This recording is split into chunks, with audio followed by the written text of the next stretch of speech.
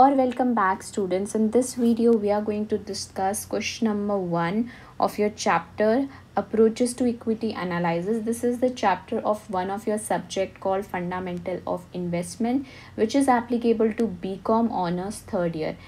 ये जो subject है this is your elective subject, तो अगर किसी ने choose करा है तो ही उसके पास ये subject होगा, ठीक है. So it is not a compulsory subject, it is an elective subject. Okay. अच्छा चलो ठीक है. अब हमने इसकी जो प्रीवियस वीडियोज़ हैं, इस वीडियो को देखने से पहले वो प्रीवियस वीडियोज़ देख लेना, अदरवाइज़ आपको चीज़ें समझने में थोड़ी प्रॉब्लम होगी. अगर आप देखोगे आपके 10 ईयर में पहला जो क्वेश्चन है वो वैल्यूएशन ऑफ शेयर्स पे है, यानी कि आपको शेयर की वैल्यू निकालनी है, ठीक है. आप देखो ये सिंपल क्वेश्चन है. अब देखो इसमें आपको बोला है कि following information, the following information is available for PQR limited for the year 2010-11. इसका क्या मतलब है कि आपको जो ये इन्फॉर्मेशन दी हुई है वो आपको दी हुई है 2010 एंड 11 की, ठीक है. अच्छा अब क्या क्या इन्फॉर्मेशन दी है हम देखेंगे. आपका जो एनुअल रिटर्न है वो है आपका 50 लाख. एनुअल रिटर्न का क्या मीनिंग बोल सकते हो, annual return and annual turnover भी बोल सकते हैं. तो इसका मतलब होता है कि ये आपकी क्या है, पूरे साल के अंदर कितनी आपने सेल करी है, ठीक है. ऑपरेटिंग प्रॉफिट 20% है. ऑपरेटिंग प्रॉफिट को अगर आपने आपने मैनेजमेंट अकाउंटिंग पढ़ी होगी तो उसमें आपका एक चीज़ हमने पढ़ा था EBIT. EBIT क्या होता है, earning before interest and tax. क्या होता है ये, earning before interest and tax.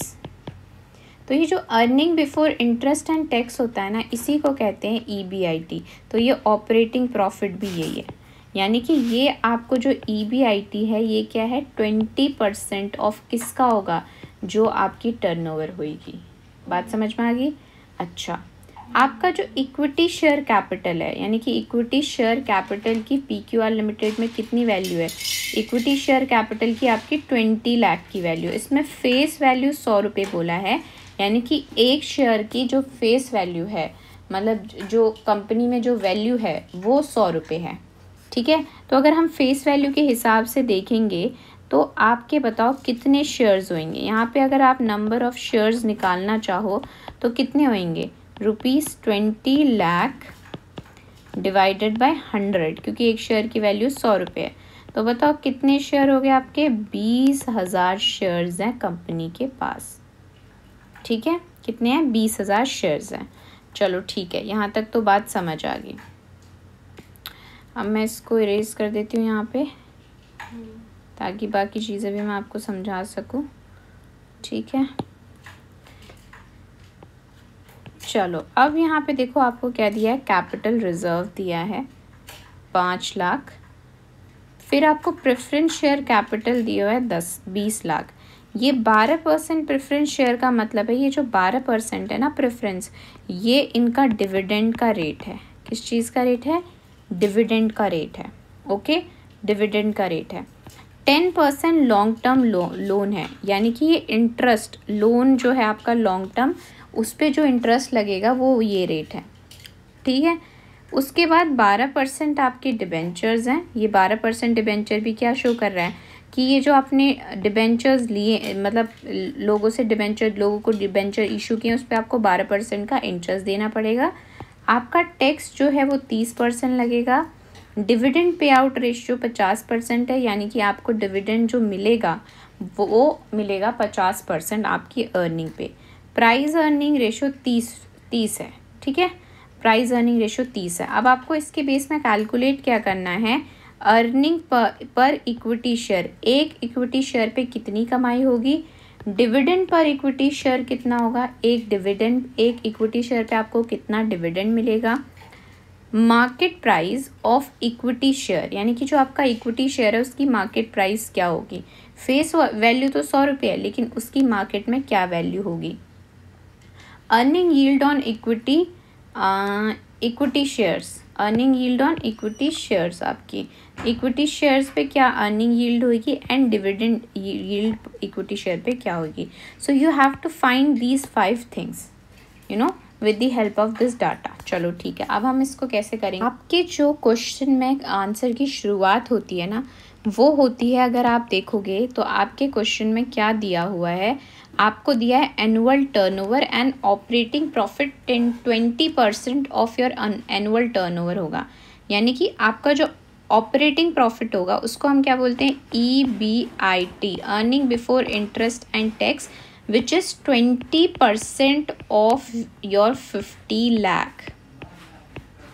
ठीक है, इसका निकालोगे तो आपका earning before interest and tax कितना आ जाएगा, 10 लाख आ जाएगा. कितना आ जाएगा, 10 लाख. तो यहाँ पे रुपीज़ लिख दो. चलो ठीक है, अब देखो आपको ध्यान रखनी, जो मैं आपको फॉर्मेट बता रही हूँ ना, वो आपको हमेशा फॉलो करना है ऐसे क्वेश्चन को सॉल्व करने के लिए. देखो, earning before interest and tax का मीनिंग होता है कि ये वो अर्निंग है जिसमें से ना इंटरेस्ट कटा है ना टैक्स कटा है. मतलब ना आपने, जैसे आपके जो लोन हैं, आपका जो डिबेंचर्स है, ना उनका लोन चुका है ना आपने टैक्स चुका है. तो सबसे पहले हमेशा हम इसमें से क्या करेंगे, हम इसमें से जो लोन लिया है हम उसका इंटरेस्ट माइनस करेंगे. तो सबसे पहले यहाँ से लेस होगा आपका, ये हमेशा प्रेफरेंस होती है कि आपने जो आउटसाइडर लाइबिलिटी है, डिबेंचर्स एंड लोन है, आप जो आपका प्रॉफिट आ रहा है उसमें से पहले आप किसको चुकाओगे, जो जिनका आपने कर्जा लिया हुआ है. ठीक है, लोन वगैरह. तो सबसे पहले यहाँ पे आपका आ जाएगा interest on long term loans. अब इंटरेस्ट कितना आपको यहाँ पे कितना दिया, 10%, और आपका जो अमाउंट आपने लिया था वो था 10 लाख. यानी कि 10 लाख पे 10% आप जो है वो इंटरेस्ट दोगे. यानी कि 1 लाख का आपको यहाँ पे क्या देना है, इंटरेस्ट देना है. ठीक है, तो यहाँ पे आपका अमाउंट कितना आ जाएगा, 1 लाख आ जाएगा. फिर उसके बाद आप माइनस करोगे डिबेंचर. डिबेंचर पे कितना परसेंट है, डिबेंचर पे 12% है. तो इंटरेस्ट ऑन डिबेंचर्स, ये सचिन दरवाज़ा बंद कर देना. इंटरेस्ट ऑन डिबेंचर्स आपका क्या आ जाएगा, ये आ जाएगा आपका डिबेंचर आपने कितने का लिया है, 10 लाख का लिया है. उस पर कितना रेट ऑफ इंटरेस्ट है, 12% है. तो बताओ कितना आएगा, 1,20,000. ठीक है, अब इस 10 लाख में से आप जब ये दोनों चीज़ें माइनस कर दोगे ना, तो ये आपकी आ जाएगी earning before tax. Earning before tax, क्योंकि इंटरेस्ट हट गया. ठीक है, तो अब ये क्या बन गया आपका, अर्निंग बिफोर टैक्स, जिसको आप EBT लिखोगे. तो आपका बताओ अर्निंग बिफोर टैक्स कितना आ गया, 10 लाख में से माइनस कर दोगे आप ये दो चीज़ें, तो आपका आ जाएगा 7,80,000. अब आप इसमें से क्या माइनस करोगे, टैक्स को भी माइनस कर दोगे, लेस कर देंगे टैक्स. ठीक है, टैक्स का कितना परसेंटेज था आपका, 30% था. तो tax at the rate of 30%, और ये 30% किस पे लगेगा, इस पे. अब आप मुझसे ये क्वेश्चन भी पूछ सकते हो कि मैम अगर आपको माइनस करना था तो आप ऊपर ही माइनस कर देते ना, लेकिन उसमें आप फिर 30% किस पे निकालते, पहले इन दोनों को माइनस करते, ये अमाउंट आता, इस पे 30% निकालते. बात समझ में आई, इसलिए मैंने ऊपर माइनस नहीं किया. तो आपका अर्निंग बिफोर टैक्स, अब टैक्स बताओ, 7,80,000 का टैक्स कितना आएगा, ये आपका आएगा 2,34,000. तो आपका जो है, अब ये जो माइनस करने के बाद आएगा, ये आएगा अर्निंग आफ्टर टैक्स, यानी टैक्स को घटाने के बाद आपकी क्या अर्निंग्स आई. सो ये आपकी आ गई 5,46,000. ठीक है, ओके.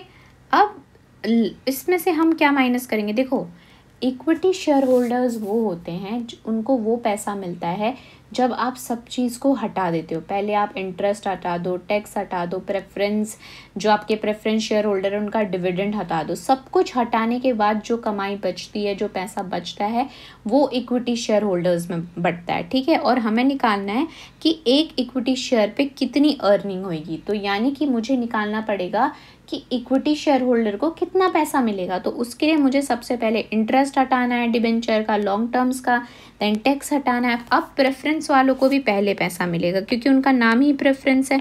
तो प्रेफरेंस वालों का आप बताओ कितना मिलेगा आपको, मिलेगा यहाँ पे प्रेफरेंस डिविडेंड कितने का देंगे, प्रेफरेंस डिविडेंड आपका परसेंटेज है 12%।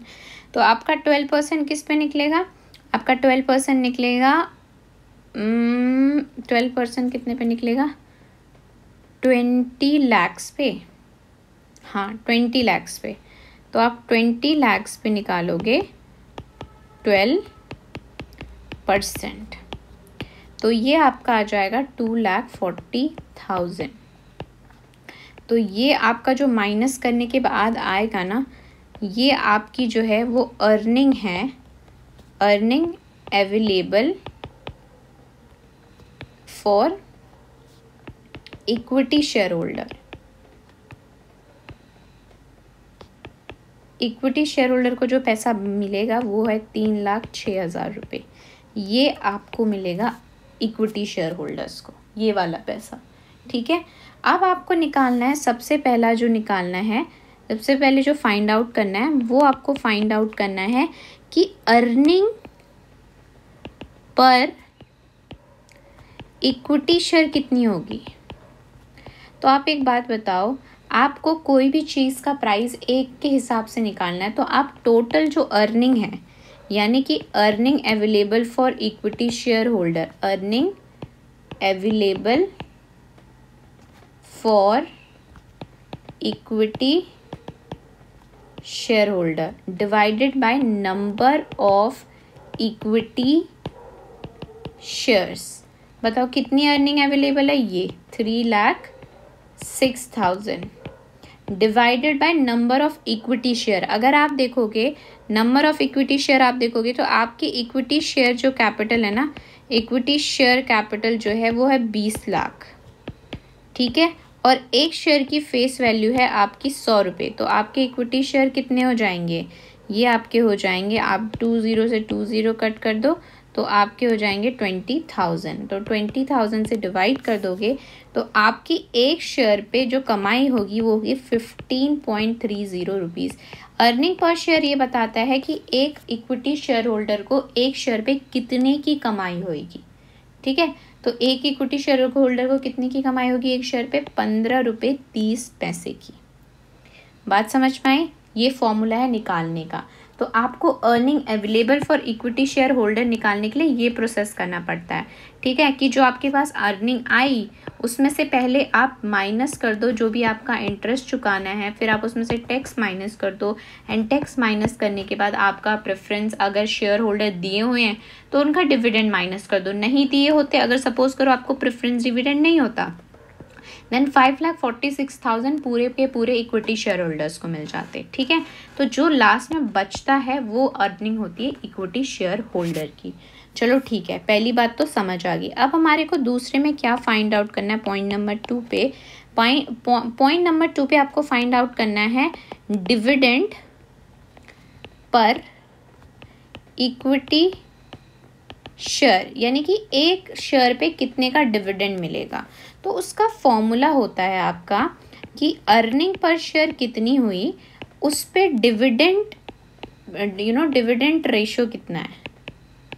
ठीक है, डिविडेंड पे आउट रेशियो कितना है। तो बताओ आपको एक शेयर पे कितने की कमाई हो रही है, अभी हमने निकाला 15.30 की, और एक शेयर पे डिविडेंड पे आउट, मतलब डिविडेंड पे आउट रेशियो का मतलब होता है कि कितना डिविडेंड पे करना है, उसकी क्या रेशियो है, क्योंकि डिविडेंड को रिटेन भी करा जाता है और पे भी करा जाता है। डिविडेंड को रिटेन एंड पे करने का मतलब क्या होता है, रिटेन करने का मतलब होता है कंपनी अपने पास कितना रखेगी और उसमें से कितना इक्विटी शेयर होल्डर्स को पे करेगी। तो जितना पे करेगी मैं उतने वो वाली रेशियो को मल्टीप्लाई कर दूंगी। तो आपके क्वेश्चन में गिवन है 50%, तो इसका 50% आप निकालोगे तो आपका आ जाएगा ₹7.65, यानी कि जो आपके डिविडेंड पर इक्विटी शेयर आप दोगे वो दोगे 7.65 का। बात समझ में आ गई। चलो अब आपको तीसरा फाइंड आउट करनी है, तीसरी चीज़ फाइंड आउट करनी है कि आपका जो मार्केट प्राइस होगा, market price of equity share, market price of equity share. ठीक है, इसका आपका फॉर्मूला होता है अर्निंग प्राइस पर शेयर, आपको अर्निंग कितनी हो रही है और उसका प्राइस अर्निंग रेशियो क्या है, पीई रेशियो क्या है। ठीक है, कि देखो आपके जो मार्केट वैल्यू डिसाइड होती है ना, वो डिसाइड होती है कि आपके एक शेयर पे कितने की कमाई हो रही है। ठीक है, और उसका प्राइस क्या है, प्राइस अर्निंग रेशियो क्या है। तो आपने अभी निकाला था 15.30 और इसका जो आपका प्राइस अर्निंग रेशियो है, ठीक है, वो 30 रुपये है, 30। तो ये मल्टीप्लाई कर दो तो आपका आ जाएगा 459। यानी कि आज के टाइम पे आपके जो शेयर की मार्केट वैल्यू है इक्विटी शेयर की, वो कितनी होनी चाहिए, 459। ठीक है, ओके। यानी कि ये 30 ये शो करता है कि आप एक शेयर में कितना अर्न करोगे। ठीक है, ओके। अच्छा, अब आपकी फोर्थ चीज़ निकालनी है, फोर्थ चीज़ आपको फाइंड आउट करनी है, earning yield on equity share. ठीक है, तो इसका फॉर्मूला होता है अर्निंग पर शेयर, एक शेयर पे आप कितना कमा रहे हो और उसकी मार्केट प्राइस कितनी है इनटू 100। ठीक है, earning yield on equity share मतलब उस जो आपको मिल रहा है, आपको जो उस पर अर्न कर रहे हो उसकी क्या यील्ड है, क्या परसेंटेज है कि आपको कितना मिल रहा है मार्केट प्राइस के कंपैरिजन में। तो आपको 15 रुपये 30 पैसे मिल रहे हैं, मार्केट प्राइस अभी हमने निकाला 459 इंटू 100%। तो ये आप करोगे तो आपका 3.33% आ जाएगा। यानी कि आपकी कमाने की जो मार्केट प्राइस के अकॉर्डिंग रेशियो है वो 3.33% है। Is that clear. चलो, अब हमारी जो लास्ट पॉइंट है वो है डिविडेंड। अब देखो यहाँ पे क्या लिखा है, डिविडेंड यील्ड, यानी कि आप कितना कमा रहे हो ऑन इक्विटी शेयर पे, आपको कितना मिल रहा है इक्विटी शेयर पे। तो यहाँ पे हम निकालेंगे मार्केट प्राइस पे, तो ये होगा dividend per share, dividend per share divided by market price into 100। तो आप बताओ आपने डिविडेंड कितना निकाला था। देखो आपका डिविडेंड निकले था 7.65। तो यहाँ पे कितना रखोगे, यहाँ पे रखोगे आप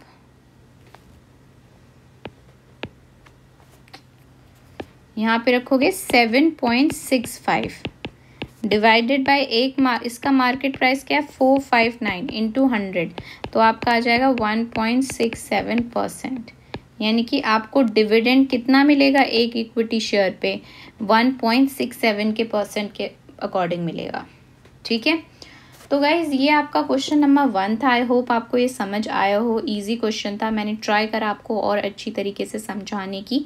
ठीक है, तो इस वीडियो में हम यही क्वेश्चन डिस्कस करते हैं, नेक्स्ट वीडियो में फिर हम नया क्वेश्चन डिस्कस करेंगे। Okay, so till then next video, bye bye and take care and please subscribe to my channel, share this video with your friends as much as you can.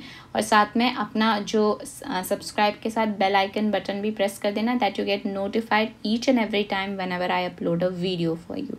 Okay.